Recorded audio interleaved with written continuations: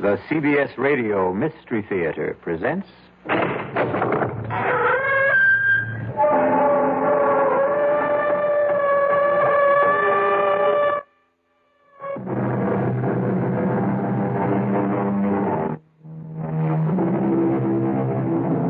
in.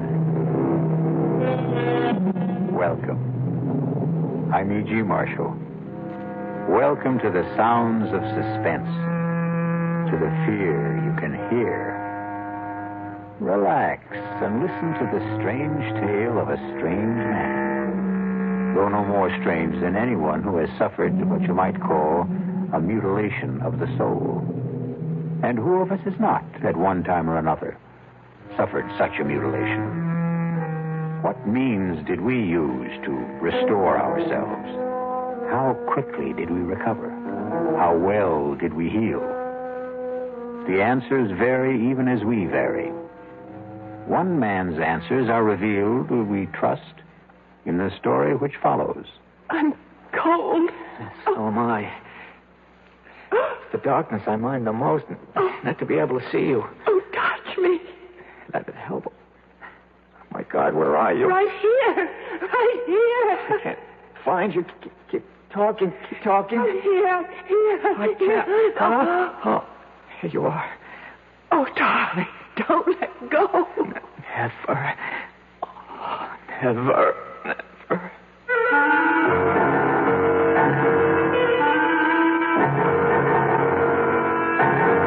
Our mystery drama, The Deadly Hour, was written especially for the Mystery Theater by Elspeth Eric and stars Norman Rose. It is sponsored in part by Anheuser-Busch Incorporated, brewers of Budweiser. I'll be back shortly with Act One. In 1919, someone had a big idea. Let's help youth understand big business by starting them in small businesses of their own. And Junior Achievement was born. Each group elected a board of directors, chose a product, set up a production line, sold stock, and went into business. That year, 314 students made and sold products and learned the business of business.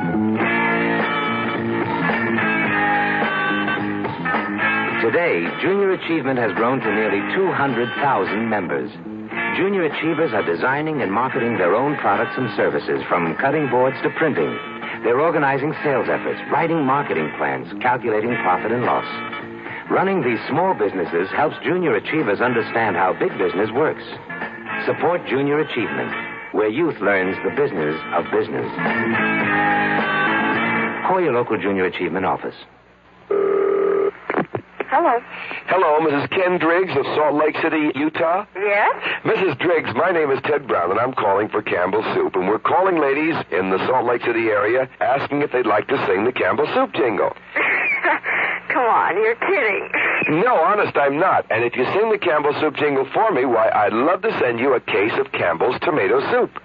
All right, but if I sing it and you don't send it, I'll be awfully disappointed. Well, you just sing it and you see. Okay, goes, good, good. That's what Campbell's soups are, good. That was just marvelous, really. And we're going to send you a case of Campbell's tomato soup. You're kidding. I'm not kidding. How cold does it get in Salt Lake City, by the way? Below zero sometimes. But if you like skiing, you don't mind. Uh-huh. When it does get cold, good hot Campbell's soup warms you up. Yeah, that's right. Now, you enjoy yourself, you hear? All right. Bye-bye. Bye. The preceding recorded message was selected from random phone calls.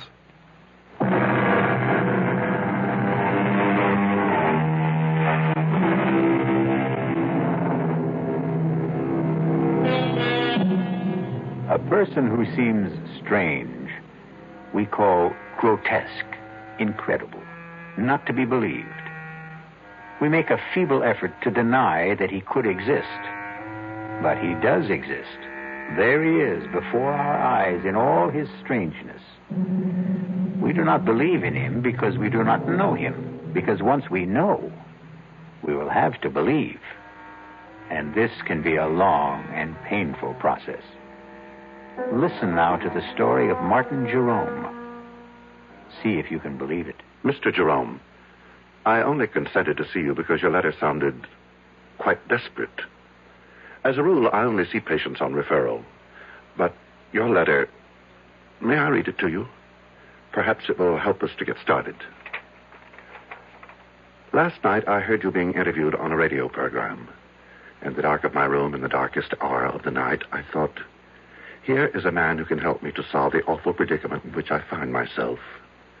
I enclose a stamped, addressed envelope for your reply, since I have no phone. I am counting on you. Sincerely, Martin C. Jerome. Well, Mr. Jerome, the hour is passing, and I don't want you to waste your money. Take your time.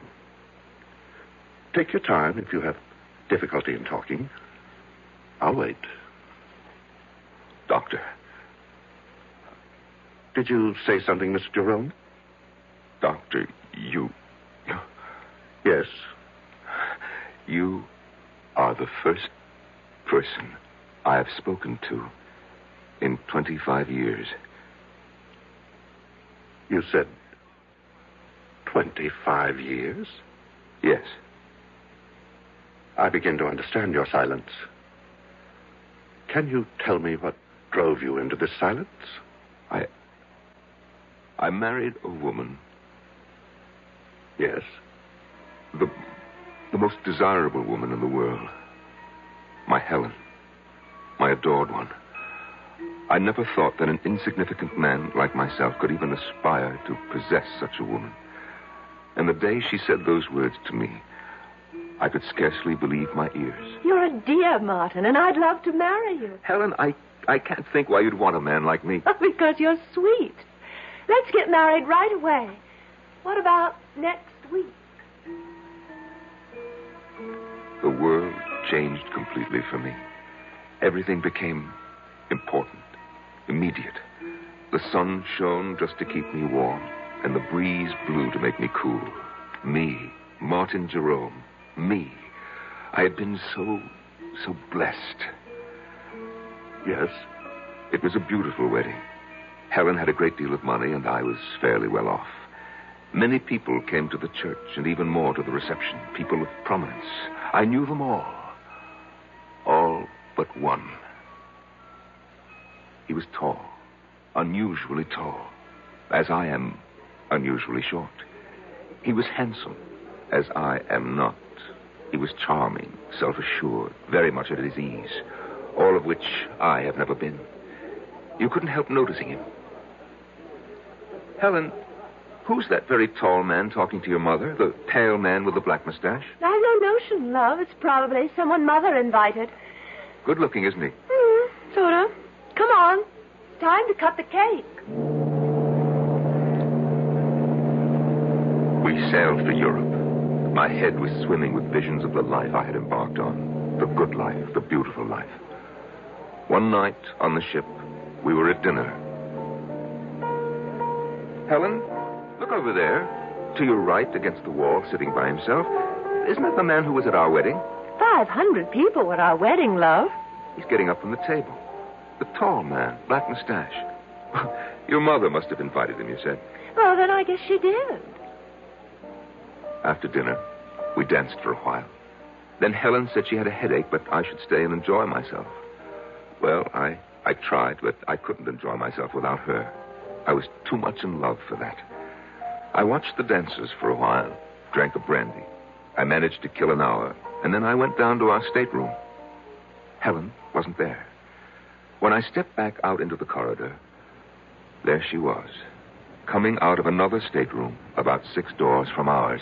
Darling. You weren't in our room. I didn't know what to think. You said that you had a headache. I've been doing a little detective work. You were so anxious to know who the tall man was. Well, I found out. He's not precisely a friend. His mother came to the wedding and dragged him along. Helen, you were in his stateroom. I ran into him in the corridor, and he said to come in for a nightcap. Let's go to bed. Our stateroom is much nicer than his, by the way. We went to Paris. And then because she loved to ski, we went to St. Moritz. She was very good on skis. Effortless as a bird flying. I watched and watched and never got tired of watching. And then, one day, there he was again, the tall man. I've got to catch the ski tow. Wait for me. Helen, he's here. Who's here? The man from the wedding, the man from the ship. Oh, is he here? Oh, so he is. Well, I'm off. Wait for me. After San Moritz, we came back to the city and moved into an apartment. I went to work. We made friends. Helen grew lovelier every day, and she was her loveliest the day she told me that we would have a child. Tell me about that.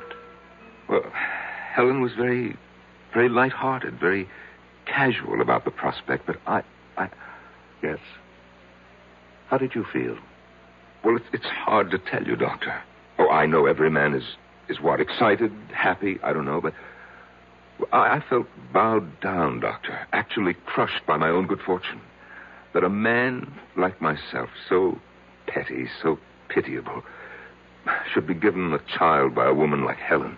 Have you always thought of yourself as petty and pitiable? I have. Why? Because I am.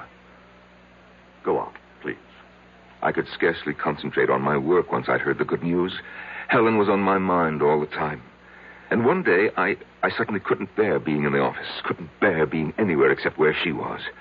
And I rushed home. I suppose you know what I found.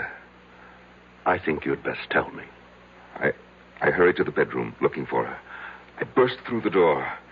And in the bed, our bed, there he was. The man from the wedding. From the wedding, from the ship, from the ski tow. He looked at me, standing in the doorway. He said not a word, but his red lips smiled. And then the bathroom door opened, and Helen took a step into the room. Helen, all scrubbed and fragrant. She was wearing something pink. I think it was made of lace. And she smiled too. While I stood in the doorway, she smiled. And then she said, "Well, love, now you know." And the world rocked, and I felt as though I had died, but I hadn't. I was still standing there. Doctor, I've never told what I just told you to anyone before. Not to anyone? It wasn't simply grief that I felt. It was my pride that had been destroyed. My marriage to Helen had built up a sort of pride. I thought, if she loves me, then I must be something.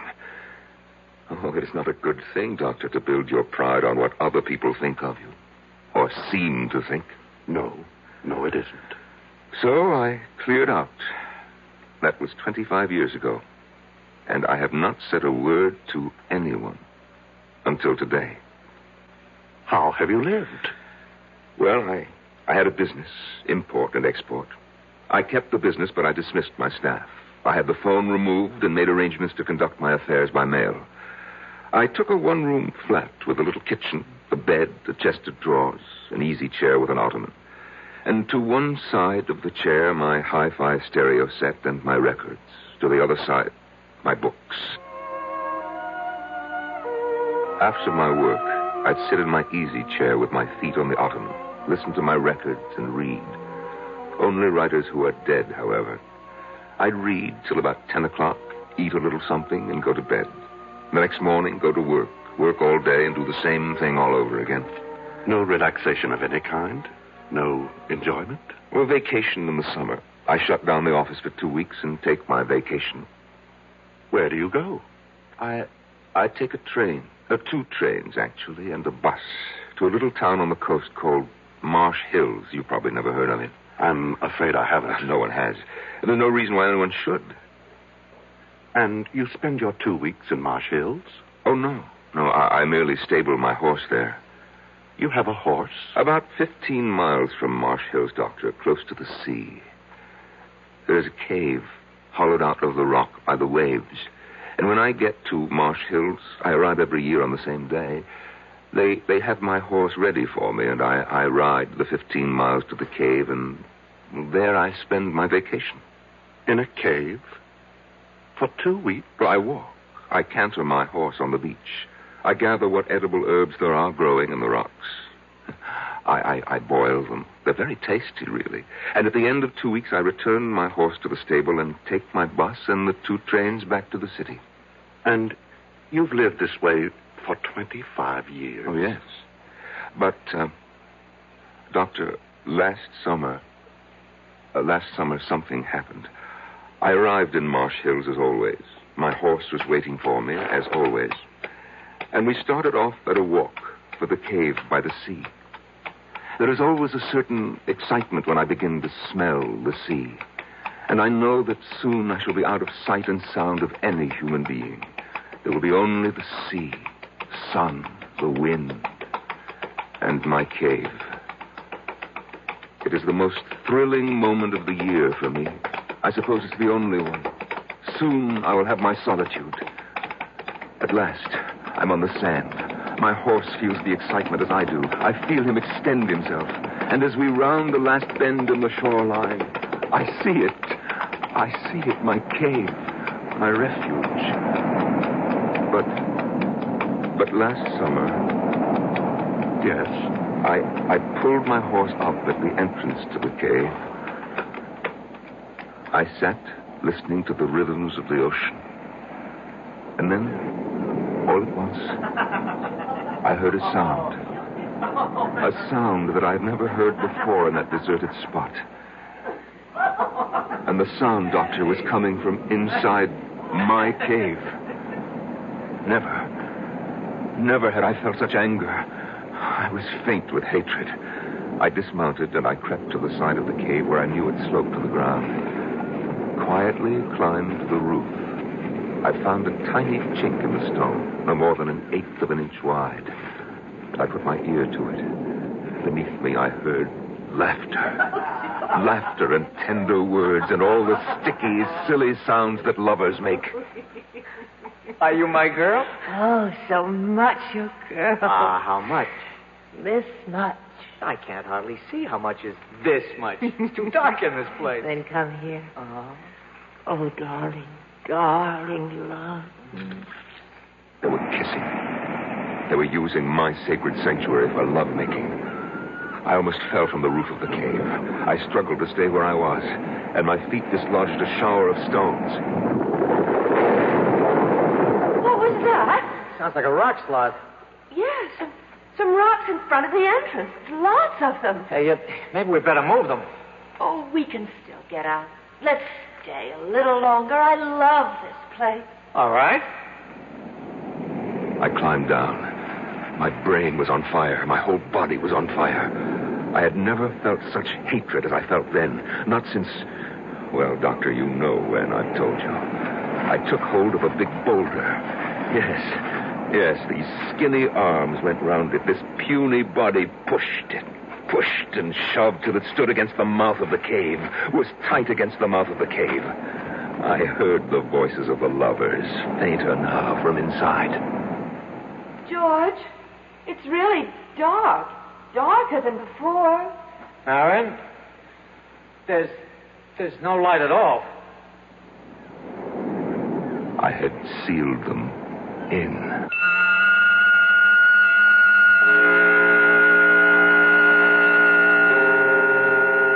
What is darkness? It is the state from which we emerge, and it is the condition to which we return. We come from the darkness of the womb. We leave for the darkness of the tomb. In between is light and life. I'll be back shortly with Act 2. Some research experts say you can't taste the difference between beers. Well, if they're right, then Anheuser-Busch wastes a barrel of time Beechwood aging Budweiser. Only they don't think so. Brewing beer right does make a difference. And they're betting a bundle that you can taste the difference in Bud. When it comes to brewing Budweiser, the Anheuser-Busch choice is to go all the way because they still care about quality.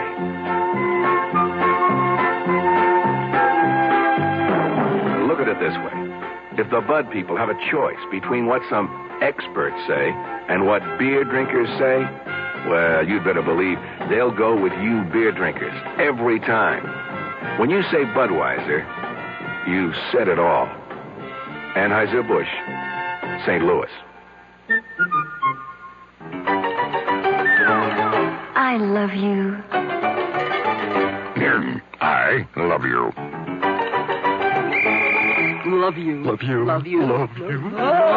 That's why Hallmark makes over 1,000 different kinds of Valentines to get everybody's message across on Valentine's Day. I love you. Let Hallmark say you care enough to send the very best on Valentine's Day, Thursday, February 14th. That's Thursday the 14th.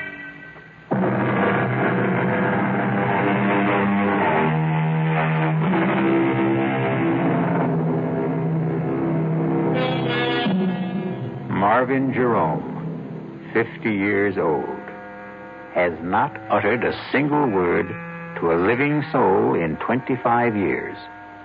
But now, in the office of an attentive psychiatrist, it seems the dear man can't stop talking. After I had pushed and shoved the big rock into the entrance to the cave, Doctor, I stood for a few seconds, panting from the exertion and oppressed by the silence. There was only the sound of the wind and the water. I thought of the lovers locked inside. What were they doing? What were they saying?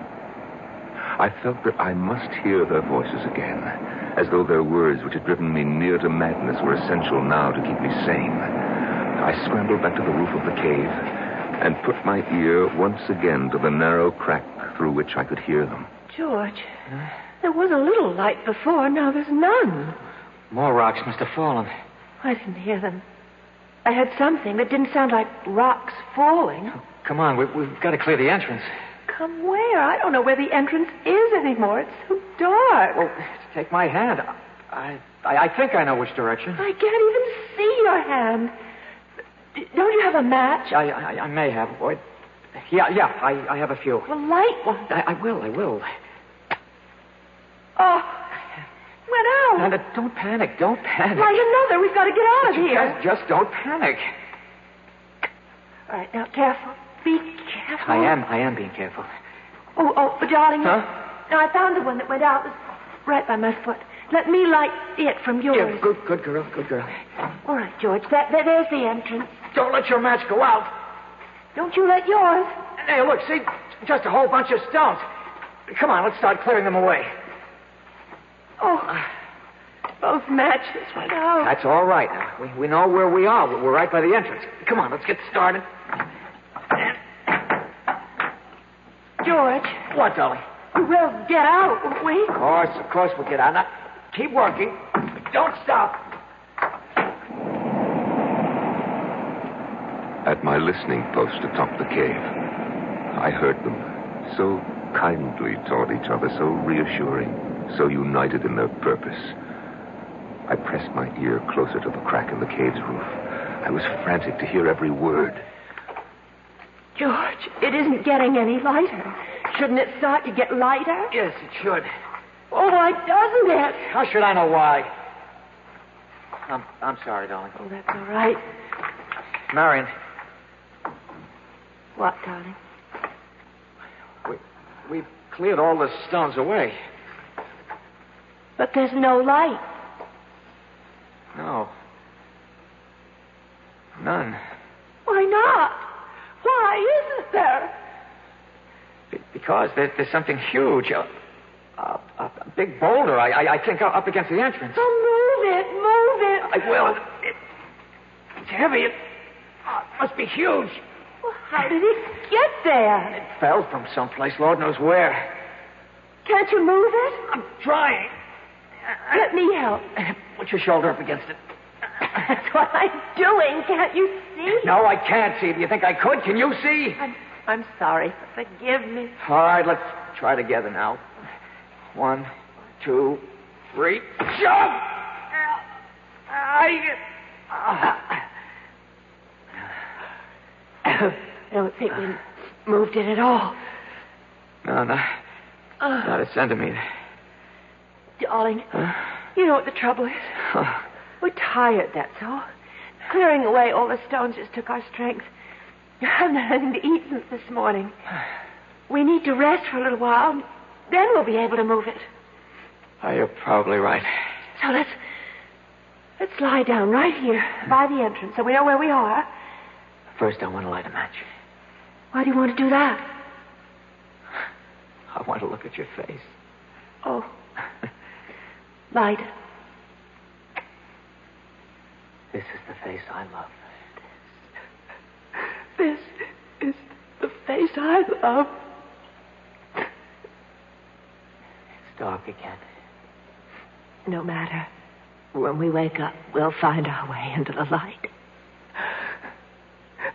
Sleep now, my darling.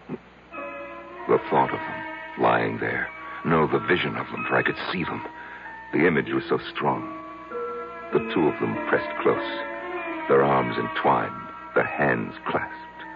The two young bodies fitted so tightly together against the dark and the cold. The nameless memory crowded in on me, and I knew what it was I remembered and would not name. And it was love. Love. It was love that I remember. I'm sorry, Doctor. For what? For crying like this. If there is anything to be sorry for, it's that it took you so long to cry. All I really know is that when that word came into my head... What word? The word love. I shrank from it as though it was tainted. Poison. Yes. And then? Then, Doctor, I climbed down, I got on my horse and rode back to Marsh Hills. I took the bus and the 2 trains back to the city. You what? I opened up my office. I took the dust covers off the furniture in my flat, and I resumed my old routine. Didn't you ever think of them? I'd shut them out of my mind, just as I'd shut them in the cave. You didn't worry about them or anything? Well, they had each other. Mr. Jerome, I have to tell you, I can't help being shocked. Forgive me. Go on. Well, after a while, the old feeling of loneliness came back. You see, I missed them. Missed them? Yes, it may sound strange. Indeed it does. I began imagining what they might be saying to each other. I couldn't know for sure, of course, but I imagined. I'm cold. So am I. I'm hungry. I can't find you. Keep talking. Keep talking. I'm here. I can't. Oh, there you are. Oh, darling, don't let go. Oh, never. Never. I invented their conversations, of course, but I was fairly sure my inventions were accurate, or nearly so. You simply left them there. For 2 weeks. And then I was suddenly seized with the desire to hear their voices once more before they were silent forever. I closed the office, closed the flat, took the 2 trains and the bus to Marsh Hills.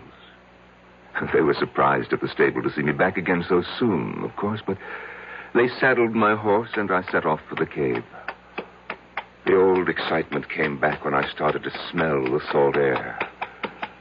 There was the familiar thrill which I had looked forward to each summer for 25 years, till they had invaded my kingdom by the sea.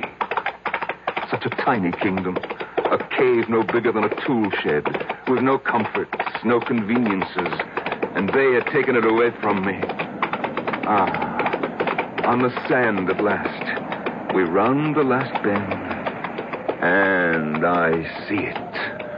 My cave, my refuge. And even from a distance, I can see that the big boulder still stands wedged into the entrance. What did you do then, Mr. Jerome? I dismounted. I climbed to the roof of the cave. After all, I had made the long and rather arduous trip to hear their voices once more, if I could. I crouched down. I put my ear to the narrow crack. And were they still alive? Oh, yes. Yes.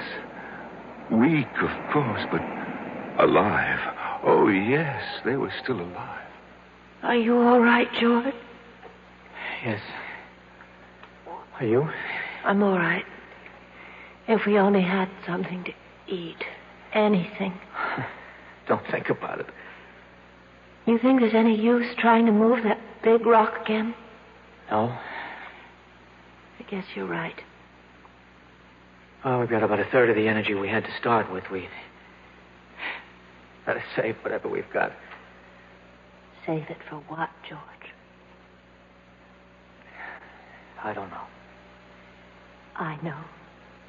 For when somebody finds us, it's possible, isn't it, for somebody to find us? Of course. Oh, George, I'm thirsty. Can you find the place where that trickle of water runs down the side? I think so. Feel along the cave wall to your right. It's so black in here. You should be there by now. Light the match. No, it's the only one we have. George, wasn't there sort of a ridge, an indentation where the water trickled down in some moss? That's right. Well, I think I found it. Oh, good. There's no water. There must be. There isn't. Then you're in the wrong place. Then you find it. You're so smart. I know exactly where. It's about here. I remember this. It ought to be right here. Yes, it ought to be, but it isn't. It ought to be, but it isn't. Marion, shh. There's no food. Now there's no water. What will become of Shh. Doctor, I wanted to call to them. I wanted to say, wait for rain. Because as soon as a good rain came, the water would start to trickle down the cave wall again. But I couldn't speak. I don't know why I couldn't. Do you? I have some notion, yes. Why couldn't I? I'd rather you told me the rest of the story first. All right, Doctor, if you say so. Well, they must have gone to sleep after that. I think they probably slept a lot. I know that I didn't hear anything more after that until much later. I wonder what day it is. Well, it was Saturday when we came down here, wasn't it? Yes. Well, it must be, I don't know. We've been here a week, I think. More than that. Much more? About a week and a half. Oh. You think it's Wednesday? Or...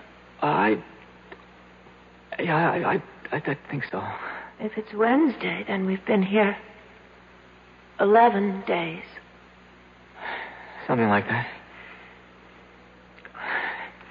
What difference does it make? I'd just like to know, that's all. Oh, don't be angry, darling.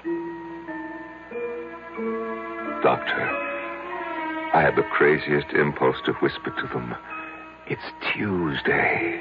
I almost laughed. Why do these ludicrous ideas come into our heads at the weirdest moments of our lives? Perhaps it wasn't as ludicrous as you thought. Well, of course it was. I was there to watch these people die. Listen to them die is more like it. And I still wanted to tell them what day of the week it was. If that's not ludicrous, I don't know what is. Tell me, what happened next? Oh, I went to sleep on the roof of the cave. After the sun came up in the morning, I got a sandwich out of my saddlebag and a flask of brandy and sat on the sand for a while, watching the ocean. And then I went back to my listening post. George. Yes? I'm going to try walking around a little. Oh, Lord. This darkness is driving me mad. No, it's not. No, it's not. Let me have a match. No. Oh, give it to me. I won't. What was that? I heard something. I stumbled over something. Well, look for it. The fish That's around. what I'm doing. Got it. Well, what is it? Feels like a little sort of a pan. Pan? Well, about 4 or 5 inches wide. What? Enamel, I think. Feels like enamel. It's a little pan to cook things in, the sort of thing campers might use. Wait. That means somebody's been here before. And that means whoever was here could come back. Well, somebody else could. I mean, this cave is a place people come to. We're not the only ones. We're not the first. Other people have... They'd stumbled across the little enamel pan I had used to boil my herbs in. I couldn't bring myself to speak to them, but I took a packet of matches, the cardboard kind, and I wrote on it, I am here. Just that. I am here. And I slipped it through the crack in the roof of the cave.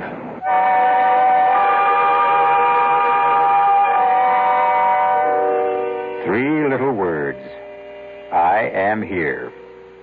I suppose the most cherished trio of words in our language consists of I love you.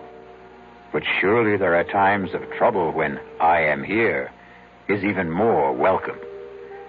I'll be back shortly with Act 3. And now another tale of the ball and chain. At Kellogg's Special K presents Last Tango in Pittsburgh. There I was at Raoul's All-Night Tango Lounge. My little orchid, will you tango with me? It was Raoul. You're a splendid dancer. Thank you. But what was that? I was what? That sound effect. Oh, I'm a few pounds overweight, and this ball and chain points out how my extra weight can get in the way. I'm pointing you back to your chair. Our heroine decided to lose that extra weight. She exercised and ate smart at every meal, starting with a Special K breakfast. A bowl of Special K, skim milk, tomato juice, and coffee. It's less than 240 calories, 99% fat-free, and 100% delicious. After a while, she was rid of the ball and chain and back at Raoul's. Darling, you're looking fantastic. What a happy ending. What ending? We're just getting started. Raoul, get lost. Your happy ending could begin with the Kellogg's Special K breakfast. And that's another tale of the ball and chain. Give your hand to a friend. Give your heart to your heart. Give your cold to contact. The sooner the better. Hey, I'm back. How's that cold? Rotten. Get the contact? I got everything. Contact, cold tablets, and this liquid. Oh, no. Honey, it's all cold medicine. Well, sure, but it only takes one contact for up to 12 hours continuous relief from sneezing, drips, congestion. For that, I'd need 6 of your cold tablets. 2 every 4 hours. Or 3 ounces of nighttime liquid. 1 every 4 Or hours. just one contact. The tiny Tide pills do it. Well, it's all cold medicine. Those others contain antipyretic analgesics. The liquid, antitussive, and alcohol. They're not in contact. 6 or 3 or 1. I choose the one contact. Me too. And I'm the one with the cold. Give your cold to contact. The sooner the better. 6 or 3 or 1. When you catch a cold, take contact. Only as directed.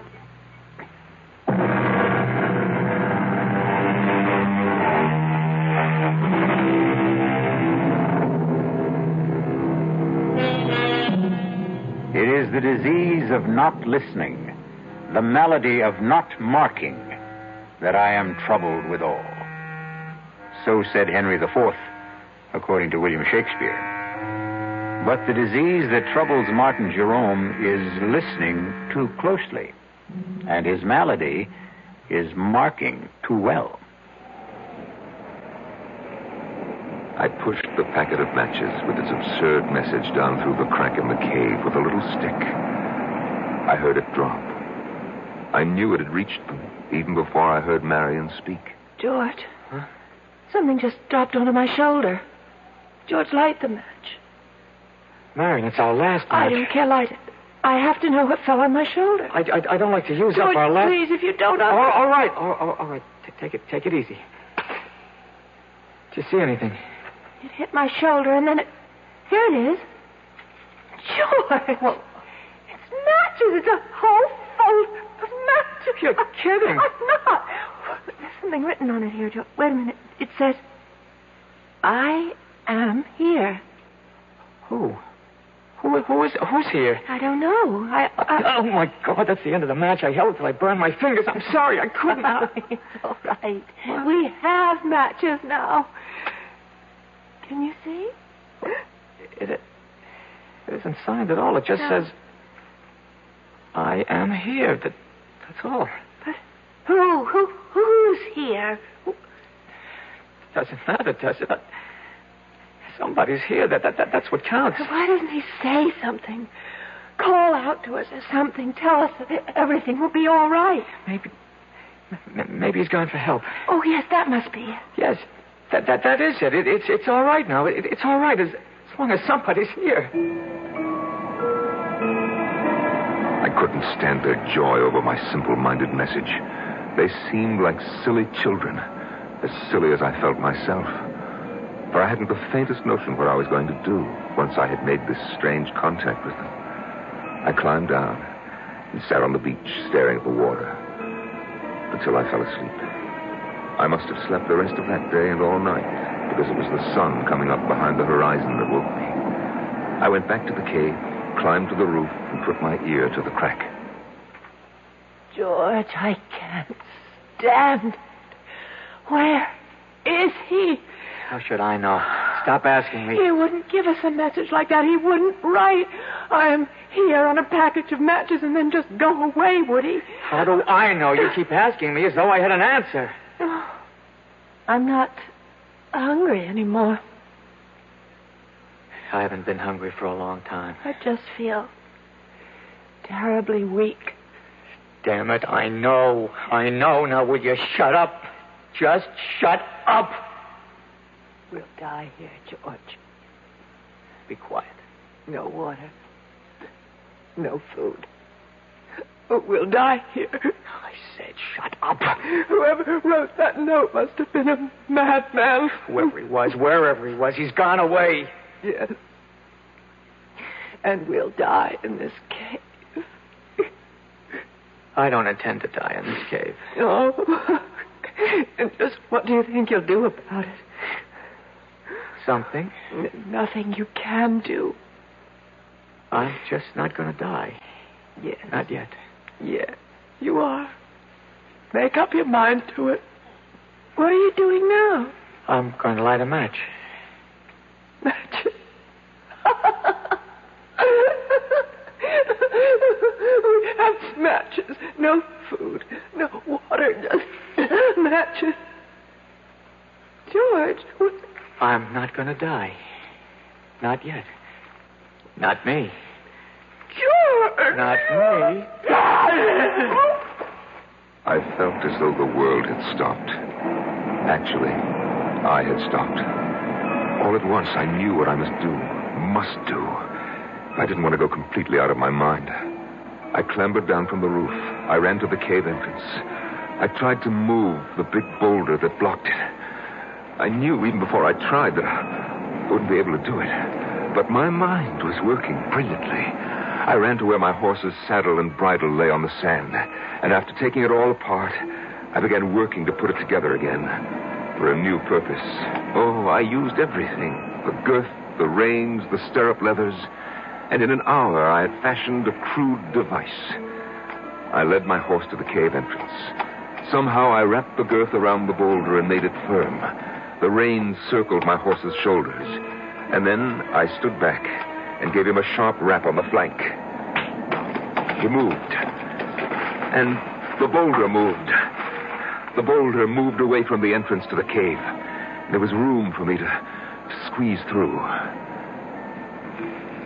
Just inside, I found them. She lay there in a faint. He lay across her. And his teeth were sunk in her breast.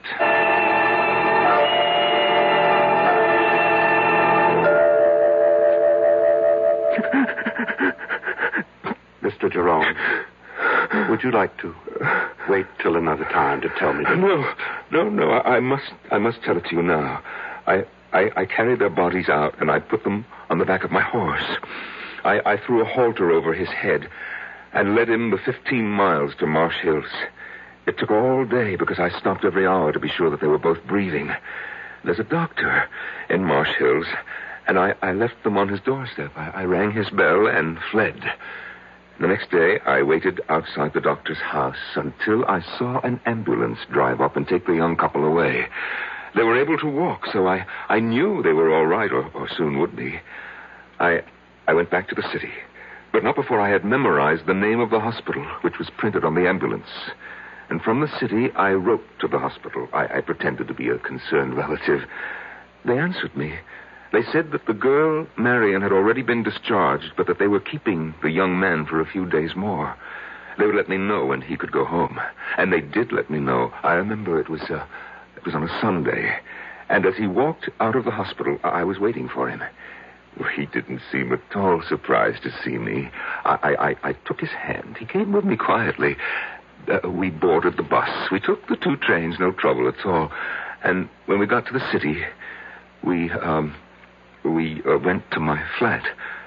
He undressed, bathed, and got into my bed.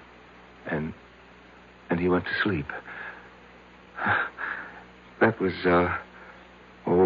6 months ago, Doctor. And he's been there with me ever since.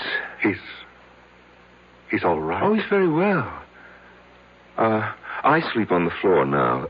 He sleeps in the bed. I cook his breakfast, come home from the office and cook his lunch.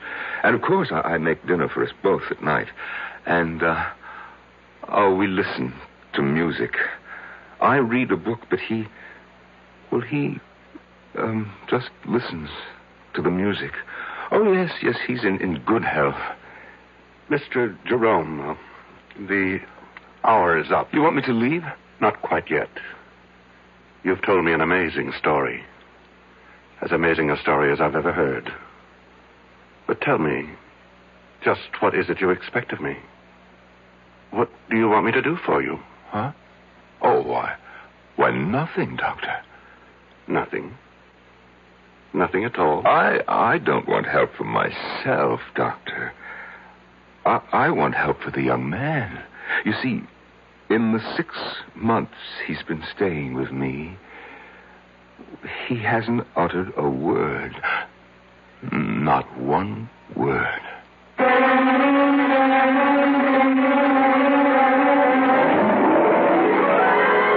Go see the doctor, young man.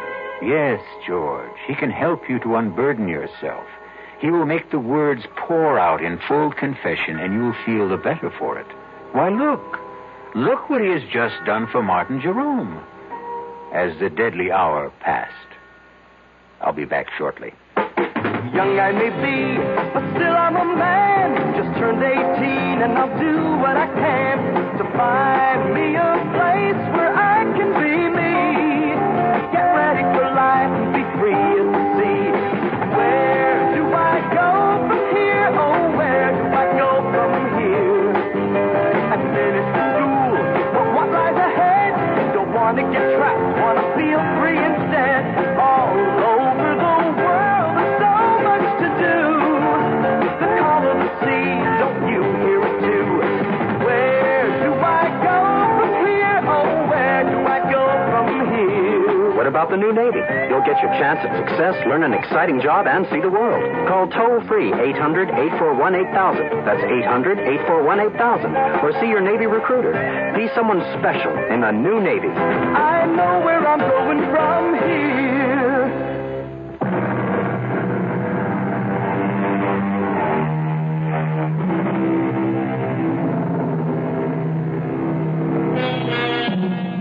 You've heard of the 7 wonders of the world?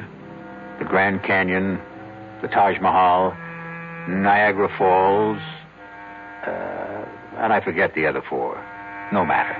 Because they are simple things compared to the human mind in all its deviousness, all its twists and drifts. Why, I could sit in wonder at the human mind for the rest of my life. Our cast included Norman Rose, Marion Seldes, John Barragray, and Jack Grimes. The entire production was under the direction of Hyman Brown. And now, a preview of our next tale. That's impossible. Why is it impossible? It's all right for the simple-minded hicks up here to swallow that superstitious nonsense, but me, I'm a doctor. There has to be a reasonable, logical, rational explanation for what happened to George Morrissey. Oh, there is. He offended the spirit of the mountain. Oh, you consider that reasonable, logical, rational? Would you feel better if I said there's something up in that mountain, a virus, a bacillus, a fungus, which somehow causes immediate aging? It would be a more rational explanation. You mean more acceptable? I want to know what you believe. I believe the evidence.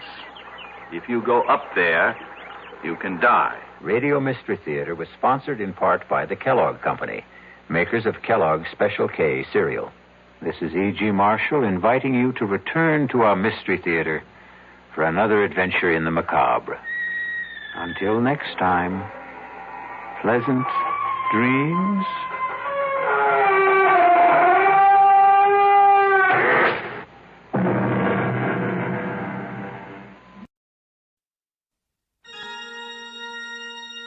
Welcome to the Screamatorium. Come in. Make yourself at home. But be warned, this creepy chamber is not for the faint of heart. You may actually find yourself dying to get out.